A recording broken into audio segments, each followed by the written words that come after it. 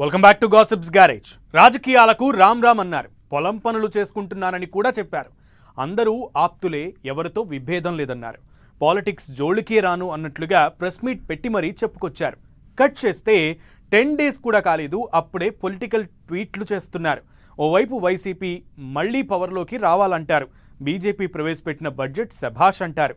ఇంకోవైపు షర్మిలను కలిసి కట్టసి కాల్ అంటారు విజయసాయిరెడ్డి. ఇంతకీ సాయన్నది వ్యవసాయమా లేక రాజకీయమా? అది ఇది కాక పొలంగట్టు మీద రాజకీయం చేస్తున్నారా? చర్చనీయాంశంగా మారిన విజయసాయిరెడ్డి తీరు, రాజకీయాలకు దూరమని చెప్పి పొలిటికల్ ట్వీట్లు, వైసీపీకి అనుకూల రాగం, బీజేపీకి ఎలివేషన్. వైసీపీ అధినేత జగన్కు ఆప్తుడాయన, 15 ఏళ్లుగా నమ్మిన బంటుగా ఆయన వెన్నంటి నడిచారు విజయసాయిరెడ్డి. ఏమైందో ఏమో తెలియదుగాని కొన్నాళ్లుగా అధిష్టానంతో గ్యాప్, సొంత ఎజెండాతో పనిచేశారన్న ప్రచారం నేపథ్యంలో ఫ్యాన్ పార్టీకి, రాజకీయాలకు గుడ్ బై చెప్పేశారు. ఏ రాజకీయ పార్టీలోకి వెళ్లడం లేదని, పాలిటిక్స్ కు దూరంగా ఉండి వ్యవసాయం చేసుకుంటానని చెప్పుకొచ్చారు. అలా ప్రెస్ మీట్ పెట్టి ట్వీట్ చేసి మరి 10 రోజులు కూడా అయిపోలేదు, అప్పుడే ట్విస్టుల మీద ట్విస్టులు ఇస్తున్నారు విజయసాయిరెడ్డి. వైసీపీలో నంబర్ 2గా ఉంటూ 15 ఏళ్లుగా తెలుగు రాజకీయాల్లో తనకంటూ ఒక ప్రత్యేక గుర్తింపును తెచ్చుకున్న విజయసాయిరెడ్డికి ఒక్కసారిగా రాజకీయ వైరాగ్యం కమ్ముకుంది. నా కొద్దీ రాజకీయమని ఫైన్ మార్నింగ్ అనేసుకున్నారు. అంతే స్పీడ్గా పెద్ద ట్వీట్ రాసుకొచ్చారు. డేట్ టైం చెప్పి మరీ తన రాజ్యసభ సభ్యత్వానికి రాజీనామా చేశారు. ఇక నుంచి రాజకీయాల గురించి మాట్లాడితే ఒట్టు అని పెద్ద మాట చెప్పారు. కానీ వారం 10 రోజులు అయిపోలేదు, అప్పుడే స్టీరింగ్ తిప్పేశారు. మళ్లీ పొలిటికల్ ట్వీట్లు చేస్తున్నారు. అంతేకాదు, విజయసాయిరెడ్డి 4 రోజుల కింద హైదరాబాద్లోని షర్మిల ఇంటికెళ్లి దాదాపు 3 గంటల పాటు భేటీ అయ్యారని టాక్. అక్కడే లంచ్ కూడా చేశారట. ఈ విషయం ఇప్పుడు అటు వైసీపీ, ఇటు కాంగ్రెస్ లో చర్చకు దారితీస్తోంది. గతంలో తాను చేసిన విమర్శలపై షర్మిలకు క్లారిటీ ఇచ్చారట విజయసాయిరెడ్డి. అయితే ఈ ఇద్దరు ఫ్యూచర్లో ఒకే ప్లాట్ఫామ్ మీద పాలిటిక్స్ చెయ్యబోతున్నారన్న గుసగుసలు మొదలయ్యాయి.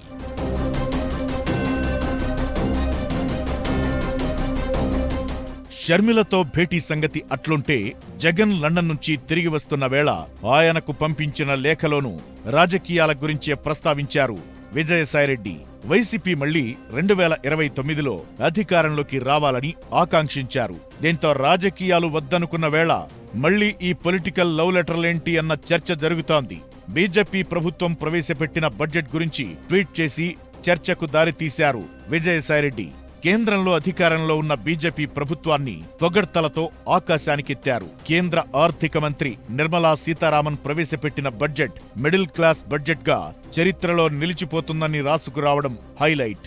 ఆయన ఎన్డీఏ ప్రభుత్వం బడ్జెట్ను పొగుడుతున్నారంటే బీజేపీ వైపు మొగ్గు చూపిస్తున్నారా అన్న చర్చ కూడా సాగుతోంది.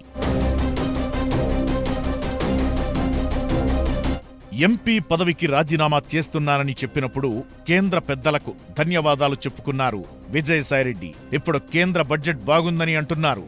అయితే రాజకీయాలకు దూరమని చెప్పి ఓవైపు వైసీపీపై స్వీట్ వాయిస్ వినిపిస్తుండడం, బీజేపీ కోసం బ్యాండ్ బాజా మోయిస్తూ షర్మిలతో భేటీ అయి పొలిటికల్ హాట్ టాపిక్ అవుతున్నారు విజయసాయిరెడ్డి.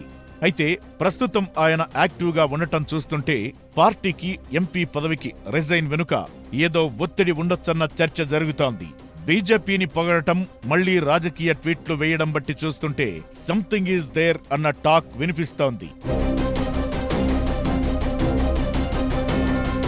అయితే విజయసాయిరెడ్డి నిజంగానే వ్యవసాయం కోసమే రాజకీయాలకు గుడ్ బై చెప్పారా, లేక రాజకీయ వ్యవసాయం చేస్తున్నారా అన్న గుసగుసలు వినిపిస్తున్నాయి. తెర వెనుక మంత్రాంగం నడిపి తన వ్యవహారాలను చక్కబెట్టుకునేందుకే ఆయన వైసీపీని వీడారని అనుకునేవాళ్లు ఉన్నారు. ఏదేమైనా రాజకీయాలను వదిలేస్తున్నానని విజయసాయిరెడ్డి ప్రకటించారుగాని తన ట్విట్టర్ అకౌంట్ను మాత్రం రాజకీయాల కోసమే వాడుకుంటున్నారన్న అభిప్రాయాలు వినిపిస్తున్నాయి.